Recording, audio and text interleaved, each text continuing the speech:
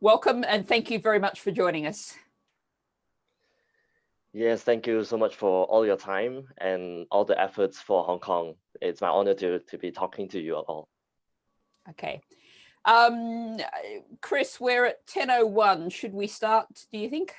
I do. We have about 30 registered altogether, but they may join during the course of the meeting, which, just for the record, is being recorded at the moment with the intention that it will be made available afterwards.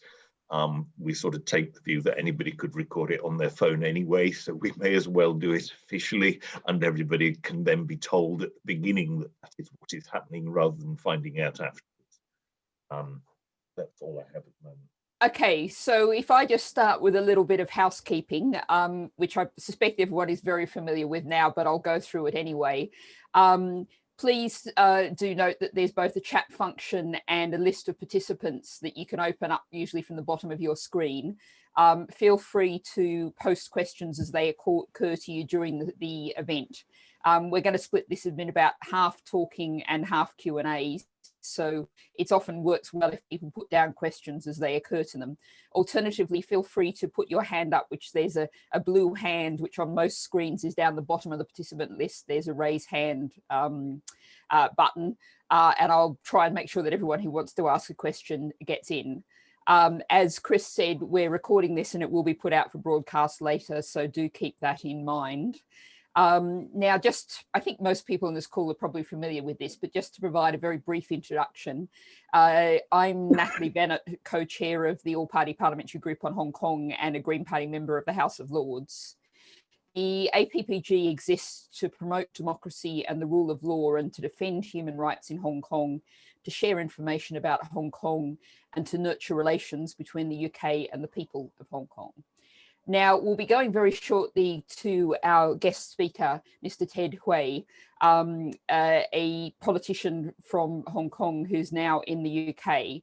But I thought it might be useful just because yesterday in the House of Lords, Lord Alton, who's also one of the co-chairs of the APPG and who's on this call, had a private notice question, which essentially, for those who don't know, sort of starts a small debate in the House. And perhaps David, if you could just for a minute or so talk about what was happening with that, what happened around with that to update us on that. Thank you. Well, thank you very much, Natalie. And yes, it was, as you say, a short moment in the parliamentary calendar. It was a busy day, but with the House of Commons not sitting, it seemed important to me to try and get something on the record from a Foreign Office minister. And Lord Armid of Wimbledon didn't let us down. He made a very strong statement. I'll read you just one sentence from it in a moment. Obviously, the motivation in putting down the question was that over 1,000 police officers and security officials had, in a mob-handed knock on the door in the middle of the night way, arrested over 50 people. And this is on the back, of course, of the arrests of not just pro-democracy activists, but lawyers, people involved in the media, a whole range of people as part of the process of intimidation that we're seeing in Hong Kong. The Foreign Secretary had issued a statement, and Lord Armid echoed that. This was what he actually said. He said, as we watch the unfolding tragedy of democracy being replaced, I'll just move on, there's quite a lot there.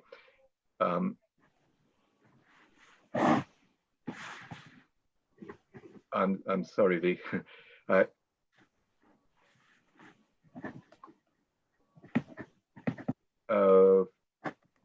I've actually not been able to, wait a second, I've got it now. On what Lord Armid himself said, I don't want to give you all the other things, but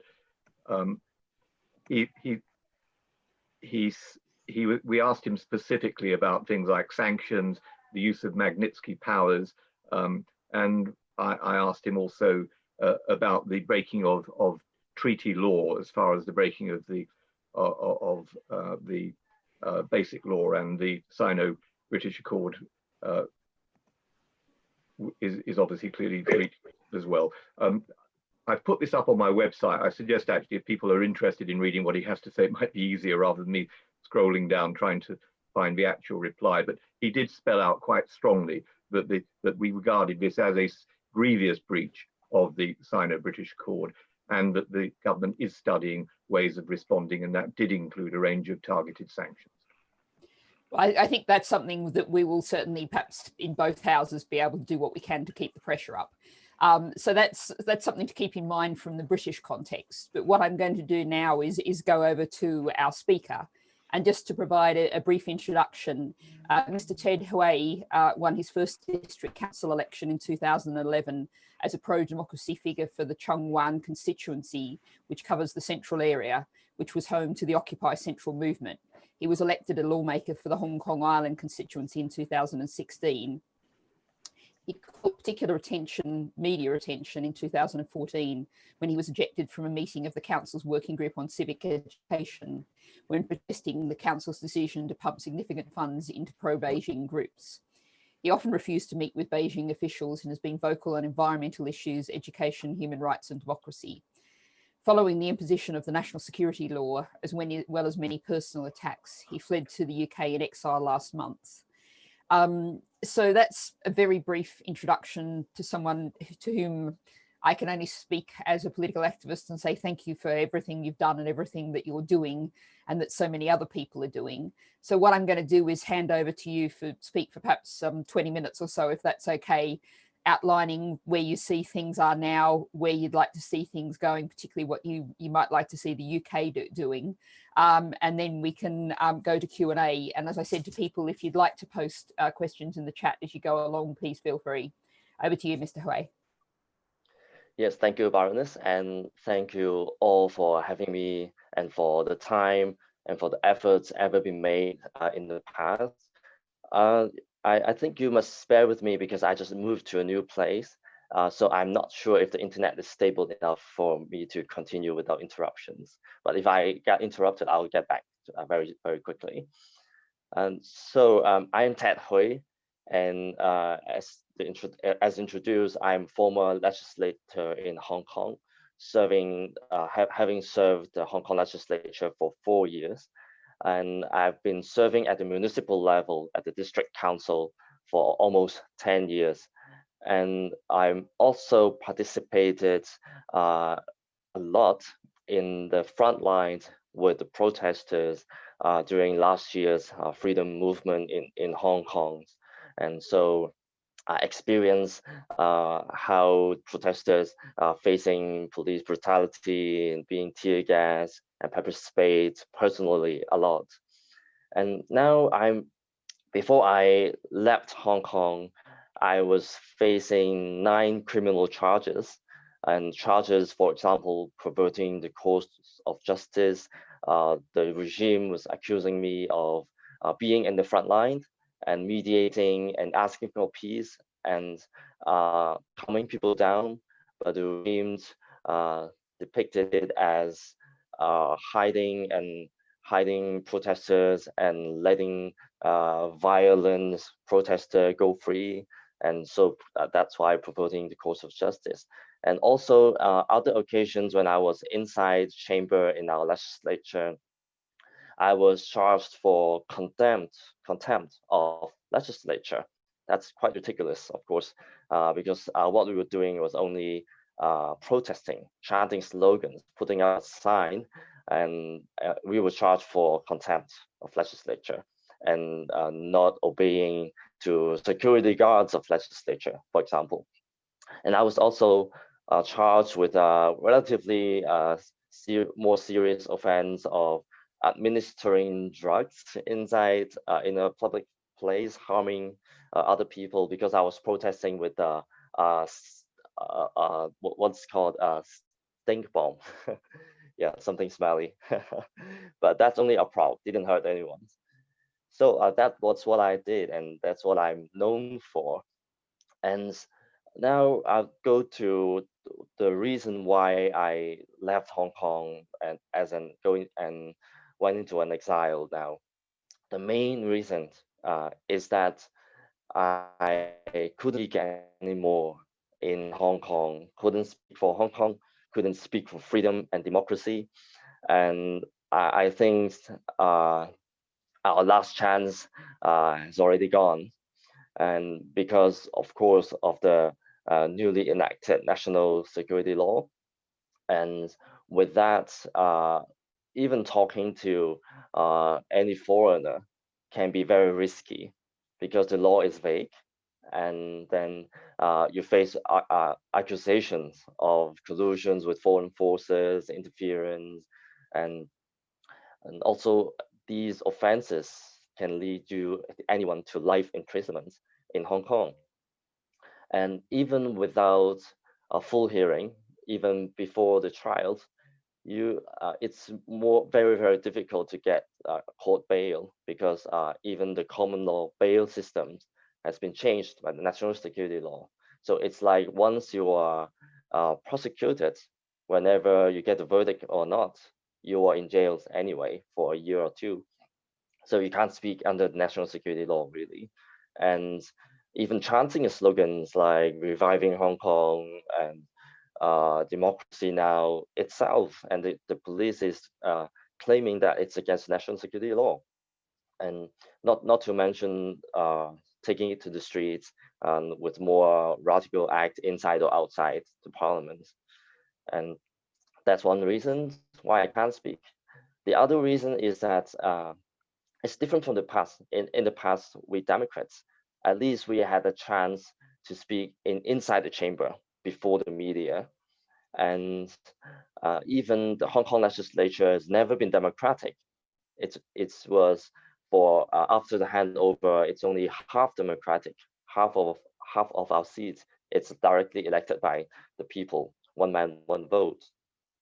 But even with that, in the past, we could speak, at least have our voice heard.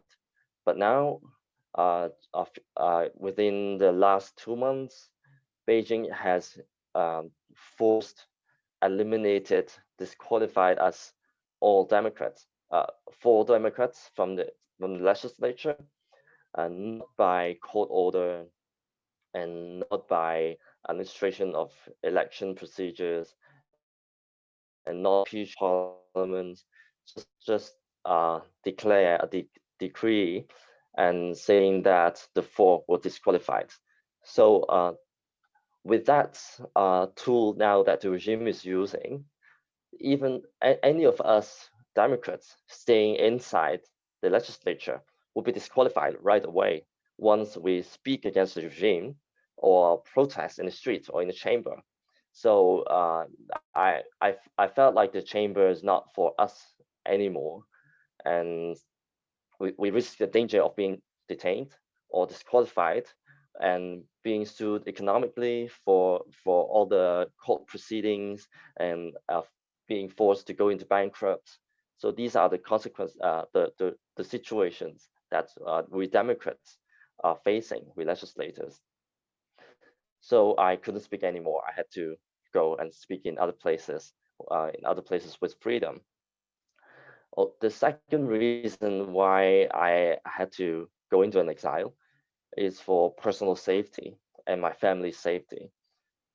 After the national security laws enacted, I've been followed in so many occasions. When I was driving, I always have this saying when I tell others that I look at my rear mirror more than I look at the front, because people are following me, and my family is being followed and stalked, and I never knew who those people were. I tried to confront them. I tried to stop them, stop their car, and knock on the car windows, and then to ask them, "Oh, who are you? Why are you following me?" They wouldn't say anything. They looked like Beijing intelligence people. But when I called the Hong Kong police, of course the police would arrive and then let them go. The police would always tell me they are journalists, but when at my request, they could never show me any journalist pass. So I believe that they are either the police force intelligence themselves under the National Security Department, or they are directly sent by Beijing, these intelligence force people. And after the incident of June the 21st, in which mobs in Hong Kong attacked Hong Kong people indiscriminately, and the police didn't do anything.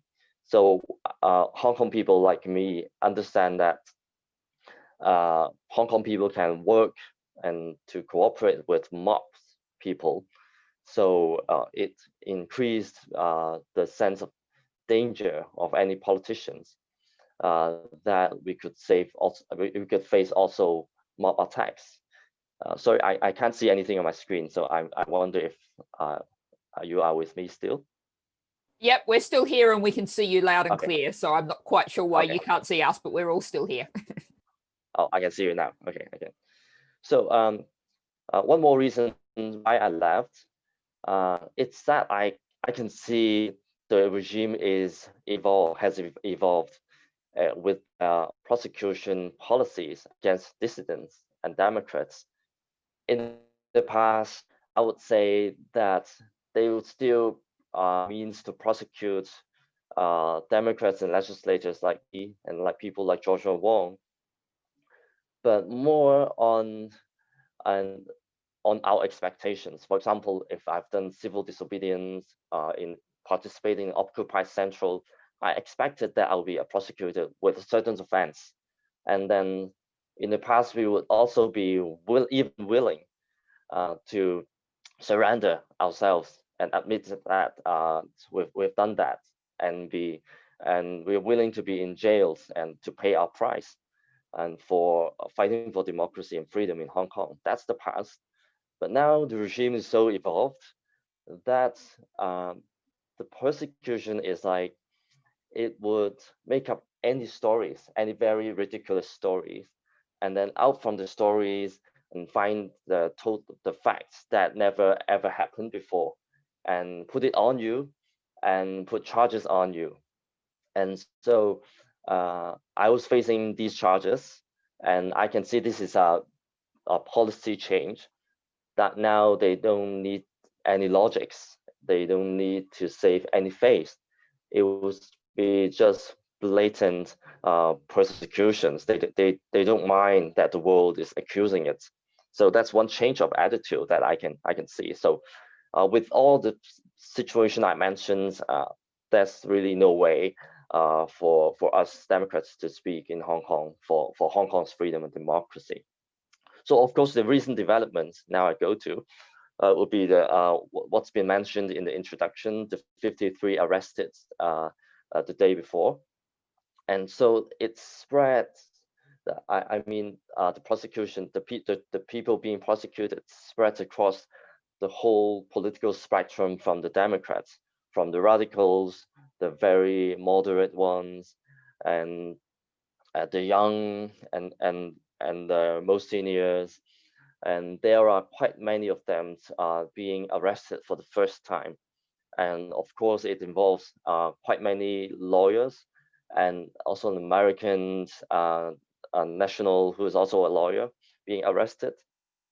And I mentioned earlier that in last 2 months, there are disqualifications of legislators by decree by Beijing. And with that, we all Democratic legislators resigned altogether. And there are 12 of us very young frontline protesters who tried fleeing from Hong Kong and being arrested at the Chinese border, now being sentenced and serving the sentence in mainland China.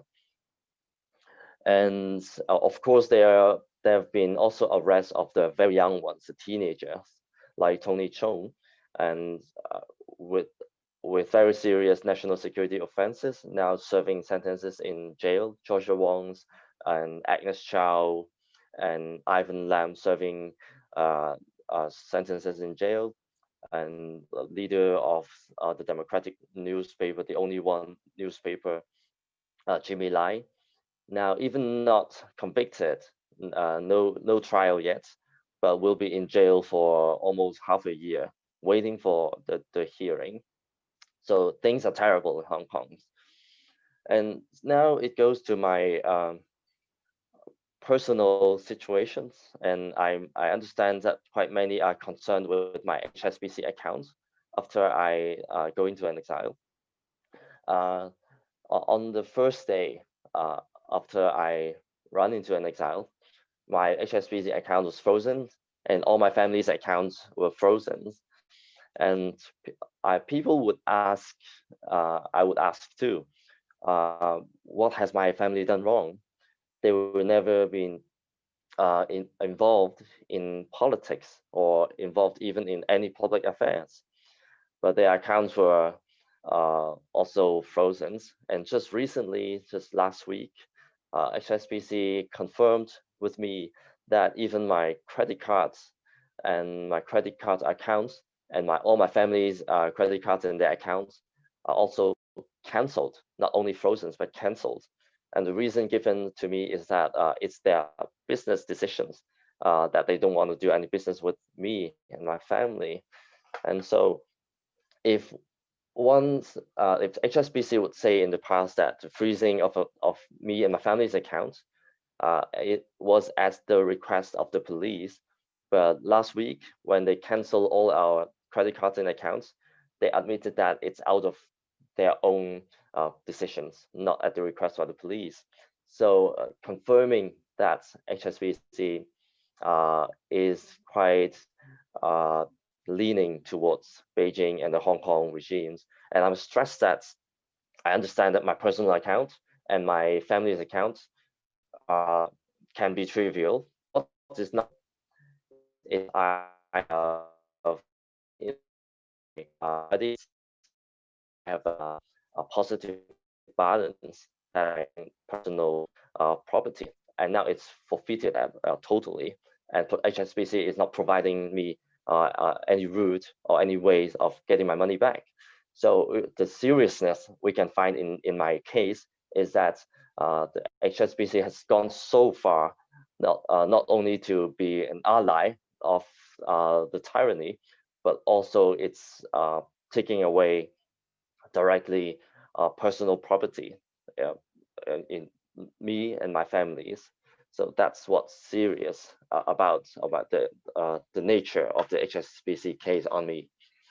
So lastly, I'll move on to what we really want UK government and parliamentarians and the international community to do. And in the introduction, we talked of Magnitsky power and targeted sanctions. And I must tell you that the popular sentiment in Hong Kong, as a Hong Konger, we are kind of waiting for the UK government to impose personal sanctions against Beijing officials and Hong Kong officials. But we've waited for quite long, and it's a bit hard for us to comprehend when we are grateful. And we heard that the government officials, the UK government had spoken for Hong Kong with quite strong words and stance. We are grateful for that.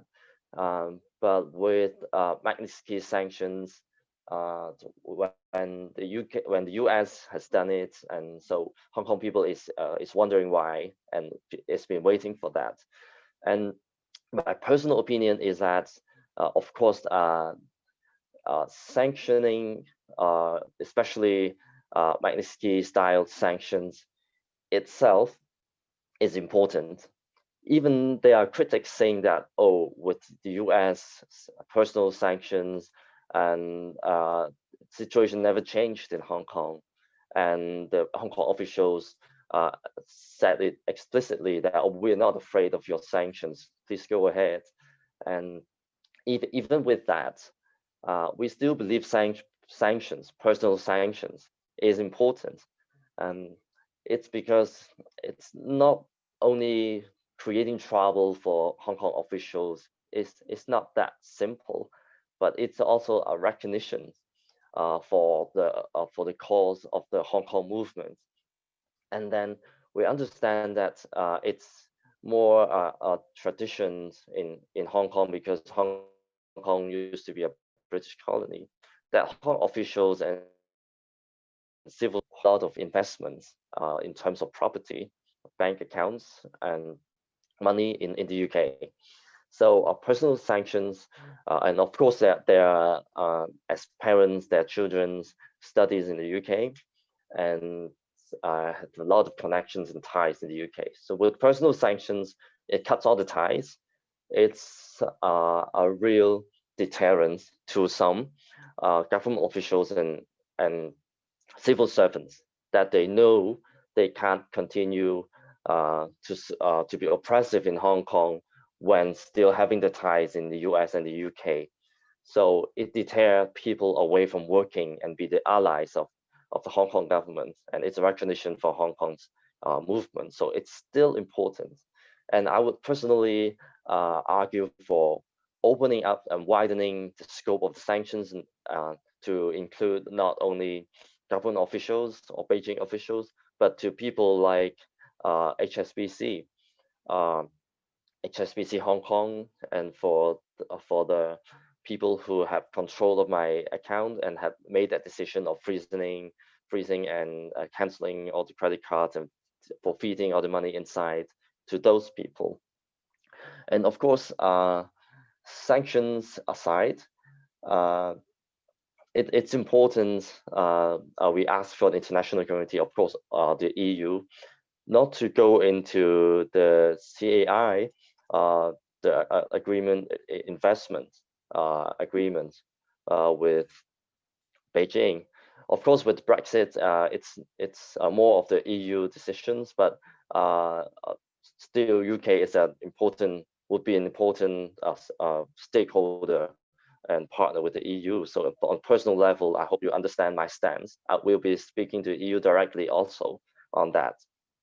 And lastly, and sanctions aside, there are quite many young frontline protesters now being prosecuted, or will be prosecuted, will be arrested. They really, really need urgently a safe place to go to. And so for the teenager and for those who are at the early 20s, they don't have a BNO, and their parents don't have a BNO, and the families are not eligible under the BNO visa scheme. That's why the only choice for them would be either seeking asylum in the UK, but traditionally it's really, really hard to get. And I understand that none's being approved so far. And so I would suggest if you would consider asking for lifeboat plans, or they call safe haven plans, making a new route for them to either get a BNO status or regain the eligibility of getting a BNO, or other routes of a similar kind that would allow them to work and to study here. And if not taking all the using all the social welfare, that can be controversial, but similar to BNO visas, so that they can sustain themselves in Hong Kong and to enroll in a university or college here, and to really work even as a worker, skilled workers. That would be very useful for them to be away from Hong Kong from persecutions and oppressions. I will pause here, and I'm open to all questions, and thank you all for listening to me. Well, thank you very much, Mr. Hui, and for that very informative and powerful talk. And thank you for all that you've done and all that you're doing. And I think everyone on the call appreciates just how traumatic and disturbing it must be for you and your family. So thank you. I'm just going to comment actually just a couple of things that you said that really struck me, that people in Hong Kong being worried about talking to foreigners, being seen talking to foreigners. And many years ago now, I was in North Korea, which was the only time I've ever had the experience of kind of being invisible in the street, and people would look straight through you. And, it's very hard to imagine how Hong Kong might continue to function, certainly in its current economic role, if you get to that kind of scenario. And it also struck me what you said about you getting into serious legal trouble for holding up slogans in the chamber. That's something that well, Caroline Lucas once got into trouble for wearing a slogan T-shirt in the chamber, but you know, that was just a little bit of parliamentary row, and no one would have thought that she might have got arrested for it. Just a couple of things to put onto the record, just because they're in the chat, and I would like to get them on the recording. Alora Finlay, Baroness Finlay of Landau, was with us briefly, but had to leave for house business, and she wanted to apologise and say that she'll be looking at the recording later. And also, Chris noted that in breaking news, the Hong Kong government is reportedly investigating 2 Danish MPs and demanding their extradition for helping you flee Hong Kong to seek exile. So that's breaking news, and there's a link there. And there's also been quite a bit of discussion about action against HSBC, and the fact that your family members' accounts have been frozen, I think is very disturbing. I don't know, Francis de Souza, if you'd like to come in and share any thoughts on that, since you've been commenting on the chat, if you'd like to. Thank you very much. Thanks, Natalie. And thank you very much, Ted, for an extremely moving talk. I think that there are many things that we should be able to do. One of the things that I wanted to ask you was, how far does discussion in the UK, particularly within the Parliament, actually have any impact on the Beijing authorities, particularly the Beijing authorities with regard to Hong Kong?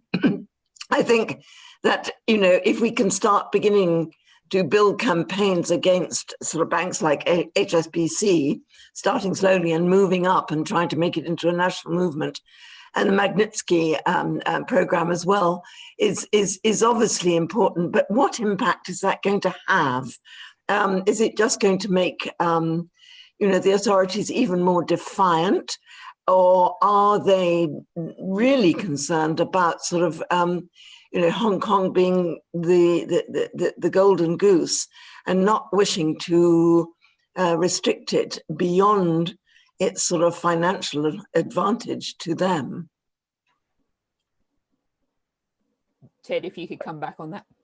Yes, that's really a good question, because we are caught by that questions in Hong Kong too, and finding ourselves in a dilemma.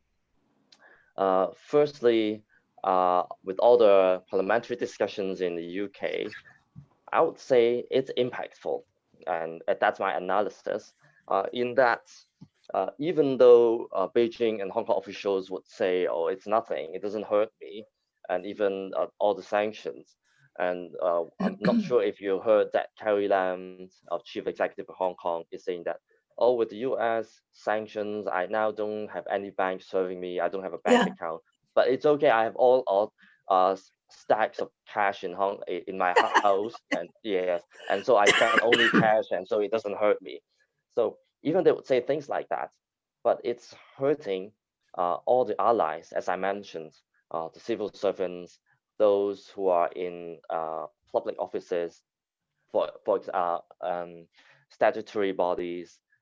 Those are not directly under the cabinet of the government, but working in a public office. Those people would reconsider whether I really should work for this government if this government is causing me so much trouble.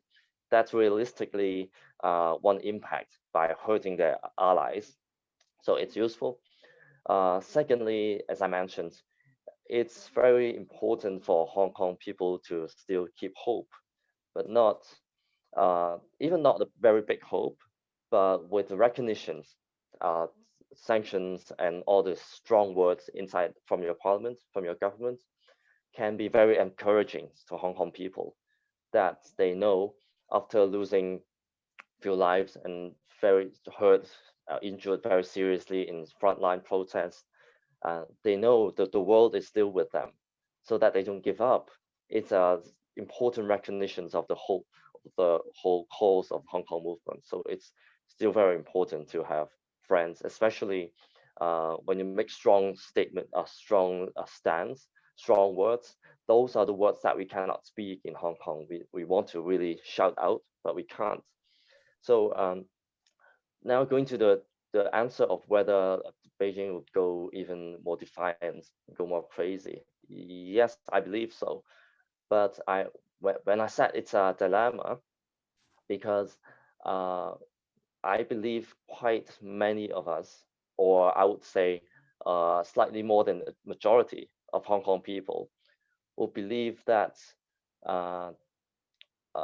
we'd rather that the government go more crazy and be more defiant and more cross the line, so that we know it's the real nature of the tyranny, and we know it's the realistic situations that we are facing, that we can expect the worst, and we expect when the government or the regime is being more defiant, and it's making more and more mistakes, and facing more and more international pressure and sanctions, and people would think that it's going toward the directions that it will collapse one day, that it won't survive all these pressures and sanctions, perhaps in economic sanctions in the future, when CCP's economy start backward and then collapse, and it won't sustain. That's realistically one hope of majority, or slightly more than majority part of Hong Kong people. But the dilemma is that the other half, or this, I would say maybe the minority, is really afraid that more and more people like me and like Joshua Wong, Jimmy Lai, would go to jail for life, and with the existing liberty, it would be gone. But for me, I would say that there's no freedom at all in Hong Kong anyway, and press freedom is almost totally gone, and the rule of law is very much eroded. So we have nothing to lose at all, at least at this stage. And so that would be my answer. Thank you very much for that, Ted, and thanks, Francis. And Geraint Davies, I think you'd like to come in if you'd like to unmute yourself. Yeah, thank you very much. That was very, interesting and moving presentation. I mean, I agree with what has been said. I'm just thinking obviously the UK government and other governments need to have a sort of joined up view of the sort of, the sort of footpath ahead, and how we escalate and what we do, with our eyes open about what might happen. But I clearly agree that we should do the Magnitsky stuff, and indeed take action against HSBC versus consumers, but through the regulators as well. I think it's worth bearing in mind that China looks at this, I assume, as the risk they see is the whole of China is at risk from Hong Kong with a contagion of democracy, and they want to sort of isolate it and sort of immunize it and get rid of it. Hong Kong obviously is the channel through which we finance to a large extent from the city and elsewhere, the Belt and Roads project around the world. So I think there is a need to basically flag up that there's an opportunity to start squeezing the amount of funds that go through Hong Kong for Chinese industrial activity as part of the negotiation, if you like. And that what we should be aiming for is to say, look, we're not looking to spread democracy through China, but just resume the stability, the two-state situation that previously happened. And to do that, obviously, we'll need to have cooperation with the United States and the EU. We can't just do things on our own. And finally, it's worth mentioning that obviously China is very aggressive in retaliatory activity, whether it's stopping Australian wine or Norwegian salmon or whatever. It will take action. So we need to be clear about, what steps we'll do and how we'll take them. I'm obviously no fan of Donald Trump, far from it, but obviously he was someone who clearly stood up and would take action against China. And the idea that the Chinese government sort of don't care is clearly farcical. They do care, and they do care. They're very, very sensitive just about comments, let alone actions. So I think we do need to take gradual action with with an horizon of more action, concerted action, with a resolution in mind, which is about stability and resuming the status quo, rather than saying we're going to sort of, cause a revolution in China. And finally, after Brexit, of course, we are, strategically in a weaker, more isolated position, but we simply need to act in concert with our partners. Thanks. Thanks very much, Mr. Hui, if you'd like to respond to that. Yes, thank you for the comments, and I totally agree that the pressure from the UK and international community should escalate, and that would be the wish of Hong Kong people and would be for the good for freedom of Hong Kong. And also you mentioned the word to isolate them, and I think it's also important. And so the free world form allies, because we can see that the authoritarian world is forming allies as well. So it's important to act collectively internationally. The point, and you also mentioned HSBC. So I wonder if the UK Parliament would be of any interest in having a discussion inside the Parliament regarding HSBC positions, because HSBC, similar to Hong Kong in UK, HSBC is a very big stakeholder in the banking and finance system. And if HSBC Hong Kong can be so leaning towards Beijing, and I think it would be of valuable use when HSBC is under discussion in the Parliament in terms of its own position, HSBC UK.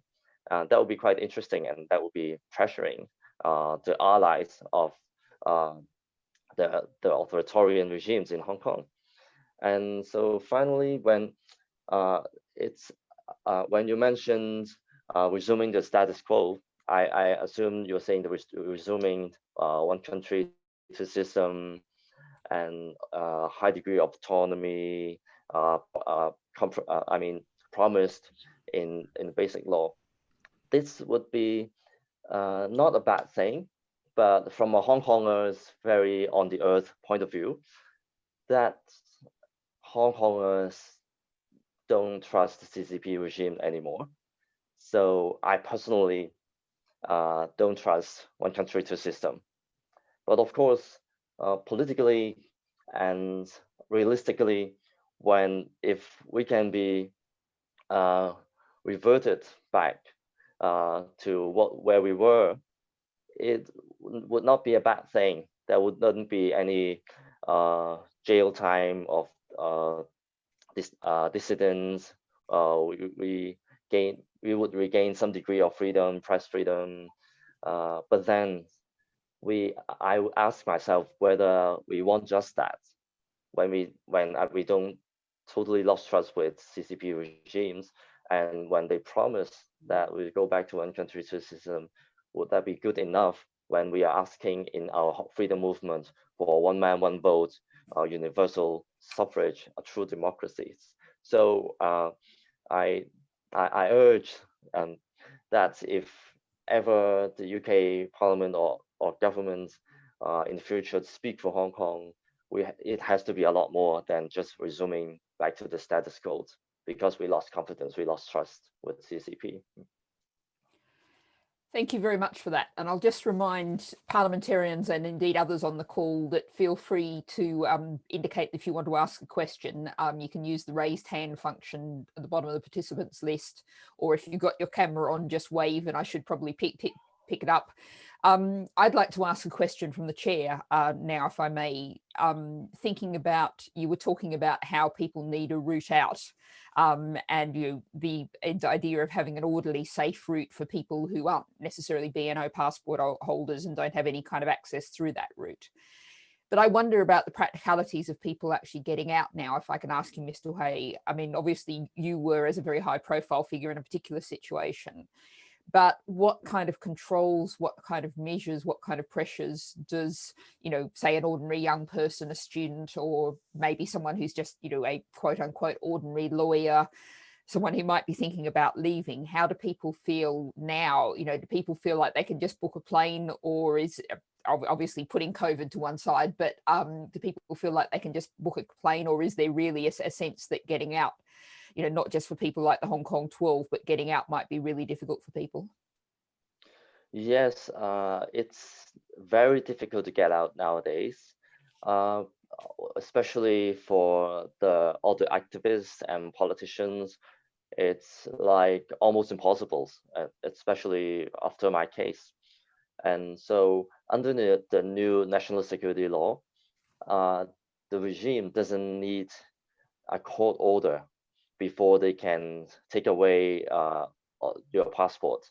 So it happened to the 53 who were arrested the day before, with all the traveling documents and passport all forfeited by the police, not by the courts. And that's how the national security law works. But with those young people, protesters who participated in the streets last year, when they are not having a court case yet, or their case is not heard or not mentioned in court yet, or those who are under bail but still with their passports, they are theoretically free to go away from Hong Kong. So and that group of people, I wouldn't say is of a small amount. So considering the massive number who participated in the movement last year, and even the arrests, the number of arrests itself is more than 10,000 of them, and the people being prosecuted would be around 4,000 to 5,000. So with that number, you can infer that there are those who are not prosecuted yet and not in court yet. They are in need of a route, a safe place to go to. And so when they still have the passport, some will be arrested at the border when they are targeted, but they're willing to take that chance to really go and to study here, finish a degree, and find a job, work here, and self-sustained. And I would say that most people wouldn't be relying on social services here. They want to be self-sustained. They just need a safe place. So to give them eligibility and give them BNO status will be really important to them and very imminently needed. So just following on from that, I'm wondering if this is something that we should be demanding, putting some kind of political pressure on about the right to leave. I mean, obviously we need to be providing those routes and those immigration status at the UK level, but should we also be making a demand of China, of Hong Kong authorities to say, you know, if a person wants to leave and they have a place to go, they must be allowed to leave, whether there might be any, you know, whether that's something that's worth doing, if you think that's worth doing.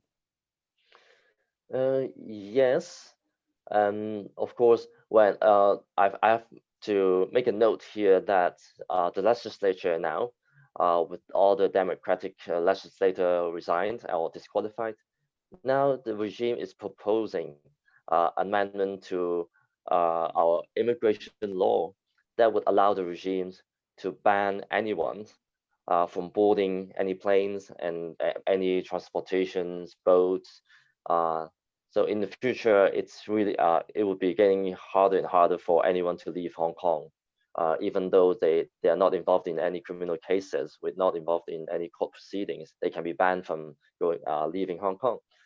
So yes, that would be one way of pressuring the Beijing, because the right to enter and to leave Hong Kong is promised in our basic law, our constitutions.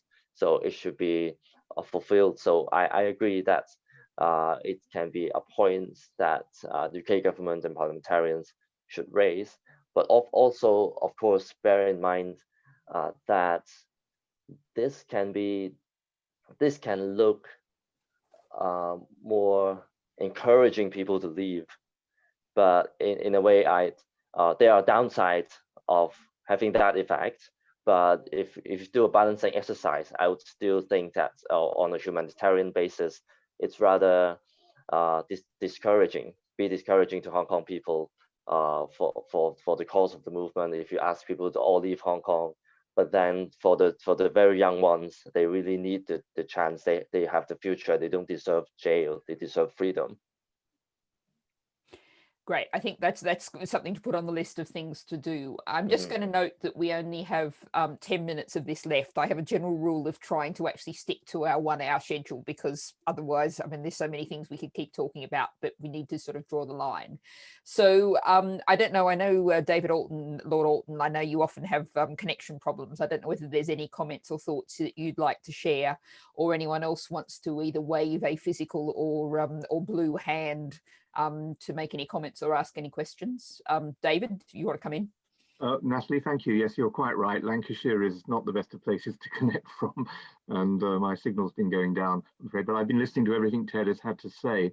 I like what you had to say, Natalie, just a moment ago about exploring the right of people to leave if they should wish to do so. One of our colleagues recently raised the issue in the House of the possibility of creating a charter city in the UK for people from Hong Kong, so that it would be possible for them to settle in one place and to create their own identity there. But I think this is something we've all talked about, an international lifeboat. This is something that ought to be considered, at least at Commonwealth level. And I wonder if that is something that maybe with Patricia Scotland, Baroness Scotland, the Secretary General of the Commonwealth, that we should be seeking a meeting to discuss the right of people to settle elsewhere within the Commonwealth because of its associations with Hong Kong. The other thing, Ted, though, that I would like to mention is that I know you met with our colleague Baroness Kennedy, Helena Kennedy, QC. Yes. And she yesterday, during the exchanges of questions, specifically raised the issue of HSBC. And I think that Natalie is right that we should be pursuing that. I've written myself to the leadership of HSBC, challenging the way that they have arbitrarily been closing people's accounts, including your own. And although the government, our own government, is resistant about saying anything about specific cases, we did register the issue about HSBC with them yesterday. I think consumer pressure on this would be one of the things that we should certainly do. I think back to my own days of student activism, and it came in on the back of the Stop the 72 campaign involving apartheid, but Barclays Bank was extremely susceptible to consumer pressure, and I think that HSBC would be as well. And solidarity is important here as well. You know, when the Australians, as Geraint Davies was saying, are unable to sell their wine into China any longer because they dare to challenge the Chinese Communist Party, then I think it's important that we step into the breach, and it's a wonderful form of protest anyway to be able to drink Australian wine. I think on that point, Natalie, that's probably enough for me, but I was really, really glad that Ted has been able to join us today. I hope that we have the opportunity of speaking to you again on other occasions in the future. Ted, if you'd like to respond to anything in that, perhaps we can leave the wine for another day. It's a bit early in the morning. But Yes, I'll be brief. I know time is running short. Yes, the right to live in a charter city or relocated in one place would be a good idea. And I would say, I personally, it's my analysis that as the BNO visa is open this month, a massive number of Hong Kong people will be moving to the UK. And I would say that, of course, they will be spread out to places like London, Manchester, the most popular places. But then the number can be so massive that places like London, Manchester can replace Vancouver and Toronto as the second largest Hong Kongers community overseas. And with their skills, because quite many of them are professionals and upper middle class, with the skills and wealth, it will be quite beneficial to the local economies, and they can form really a charter city, and that's very plausible in my view. And so it's worth exploring that further. And of course, with HSBC, yes, please keep the pressure. And I stress that even my personal account of my families doesn't trouble us that much, but it's important that personal property shouldn't be just taken away by allies of the regimes. I stress that it's an ally of the regimes, and hitting the allies of the tyrannical tyrannies regimes is really important. Thank you very much for that. Margaret, I see that you've left a comment in the chat. I don't know if you'd just like to come in briefly, perhaps. If you've got... Thanks, Natalie. No, I was just really to thank Ted for his presentation today. I think we've heard from you before, Ted, and it's always very, as others have said, moving. Your documenting what has happened to you, and I think that the HSBC issue struck a chord with a few of us. So if anybody has done any previous letters and would like to share that with all of us, we can do individual letters to them. I know that Chris had said that he thought it was a better idea to send individual letters rather than a joint letter to begin with. But I definitely think it's important to raise that particular issue. Because I think everybody agrees when you see any advertising from HSBC, it's always very, very sparkly and very flashy, and nobody would be thinking of them doing that kind of thing to you and your family. So I think I would like to raise that issue. But yes, thank you for your presentation and for giving us a thorough insight into what is happening, and if there's anything we can help with. And as always, we have FCDO questions that are coming up soon. So if there's any oral questions that can be shared with parliamentarians before that session, that would be helpful. But thanks again, and sending solidarity, Ted, to you and your family and others in Hong Kong at this time. Thanks, Margaret.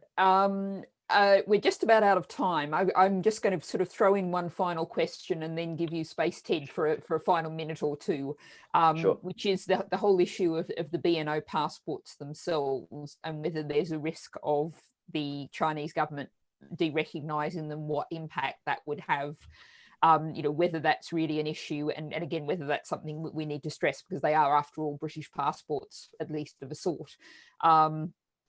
So yeah, that's the final question, and just any final thoughts you'd like to share with us, any final message. Yes, just one last remark on the HSBC issue, that I've already drafted a letter, and I believe with the help of Hong Kong Watch, now we are asking parliamentarians to co-sign it and perhaps to amend it a bit, and not only within UK, but also other parliamentarians in the world. And I hope in the future, if you encounter it, please consider supporting it by co-signing it. With the BNO visa not being recognized by Beijing or by the Hong Kong government, I don't think it's impactful at all, because we don't use that to enter or to leave Hong Kong. We have still our own passports. So I think it's more of a gimmick made by the Beijing, or an attitude to be made, but it doesn't really hurt us or be any way of impact. So I understand it's time now. So finally, I would just like to thank you all again for your concerns and continuous support on Hong Kong's freedom movement. And I'd like to say that Hong Kong's freedom movement is not only important for Hong Kong itself, but important for freedom of the world, and not to let the regime to extend its oppressive arm to other countries, and not to make China be the superpower that it thinks can do whatever they want when they are economically strong. And so I thank you again for all the solidarity and all the efforts for standing with Hong Kong. And I hope to meet you one day, not only virtually, but also in person while I'm in the UK. And I might not be staying in the UK for long, but I'm still considering it. But because there are perhaps other places I should go to for international advocacy. So I hope to meet you again one day in the future. Thank you. Thank you very much, Ted, and we very much hope that we can all meet in person. And just to reflect for a second on what you just said in terms of, very often we've seen enforcement of human rights, standing up for human rights, as something that's been done very selectively, and commercial considerations or international diplomatic considerations have overridden that. And this is one of the reasons why I'm very involved in this issue, because I believe that we have to create a safer, more secure world, as well as a morally better world. We've got to stand up for human rights everywhere, whether that sometimes goes against our commercial interests or other seem diplomatic interests. If we stand up for human rights without fear or favour, that has to be the way forward for British foreign policy, and to be encouraged as that the way the world operates. So I think I will stop now, since we're 1 minute over, so I think we've just hit on time. I want to say thank you very much, first of all, to you, Ted, for everything you're doing and for your time today. Thank you to everyone who's come along today and given their time. We've had lots of parliamentarians stay with us right through, and some have had to go because we know they have business, but it is very much appreciated, those who've stayed with us. Thank you to Chris and Laura and other members of the secretariat of the APPG on Hong Kong for organising this. And I guess I have to say, stay safe, everyone, and I'm sure we'll be having another event soon. Thanks very much. Thank you, Baroness. Thank you all. Bye-bye. Okay.